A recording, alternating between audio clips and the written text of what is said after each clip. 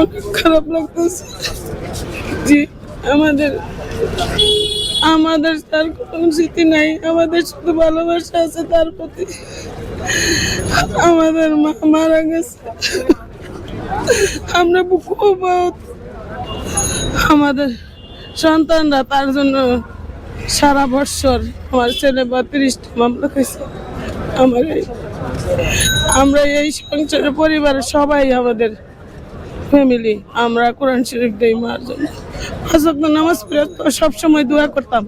যাক, আল্লাহর কাছে আমরা আলহামদুলিল্লাহ শুকরিয়া যাতে আমার মা ব্যস্ত নিচ্ছে করুক।